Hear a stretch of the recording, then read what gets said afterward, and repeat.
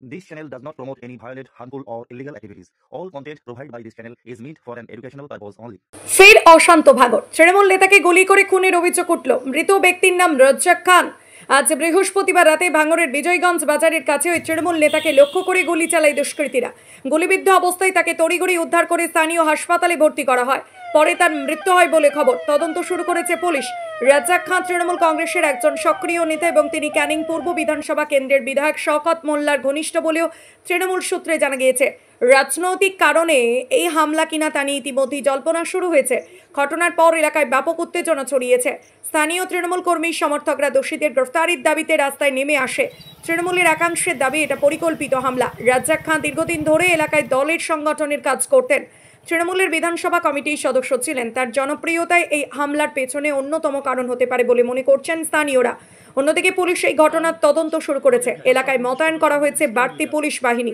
সরাসরি আয়েশে বিধায়কের নাম নিয়ে তৃণমূল বিধায়ক বলেন, নওশাদ সিদ্দিকীর মদতে খুন করা হয়েছে। বিকাল থেকে দুটো মিটিং শেষ করে বাড়ি ফিরছিল রাজ্জাক। তাকে গুলি করে কুপিয়ে খুন করা হয়েছে। আসলে ভাঙড় এলাকায় ওদের অস্তিত্ব বিলীন হয়ে যাচ্ছে বলে এসব কাজ করছে।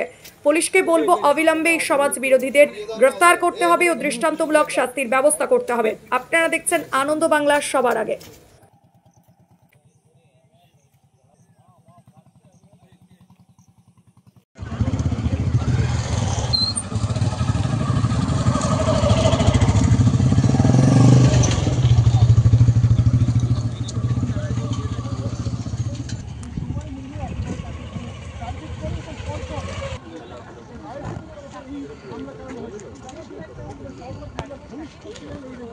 একটু শুনে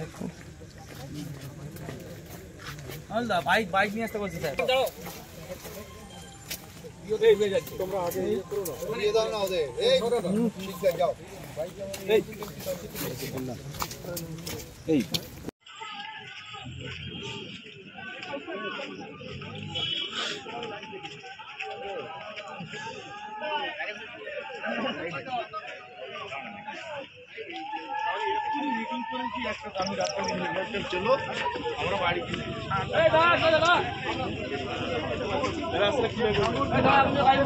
ভাঙড়ে পরপর গুলিবিদ্ধতে ঝাঁঝরা করে দেওয়া হলো তৃণমূল নেতার। ভাঙড়ের তৃণমূল নেতা দেখতে পাচ্ছেন খানের গুলিবিদ্ধতে ঝাঁঝরা করে দেওয়া হলো।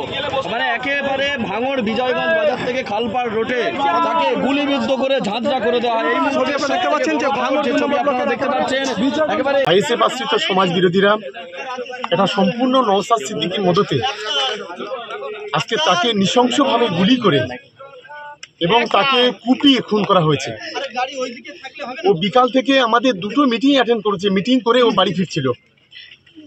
আসলে ভাঙড় বিধানসভা এলাকায় এদের অস্তিত্ব বিলীন হয়ে যাওয়ার ফলে এই আইএসএফ আশ্রিত সমাজ বিরোধীরা এই ধরনের ঘটনা ঘটছে। আমরা পুলিশকে, আমরা দিদিকে অনুরোধ করব যে অবিলম্বে এই আইএসএফ আশ্রিত সমাজ বিরোধী এদেরকে অবিলম্বে গ্রেপ্তার করা এবং তার দৃষ্টান্তমূলক শাস্তির ব্যবস্থা করা। বাড়িতে আমরা আগে চলে গেছি, ইনি লাস্টে দেখাচ্ছি খবর পাচ্ছি যে ডেড হয়ে গেছে, পড়ে আছে। এসে দেখছি যে গুলি হয়েছে আর 3টে কোপ আছে। কি অবস্থা আপনারা দেখেন না। এর নাম কি? রাজ্জাক খান আমাদের মামু সম্পর্কে হয়, আমাদের পাড়ার। খুব ভালো মানুষ, খুব ভালো মানুষ। কখন ঘটলো ঘটনাটা?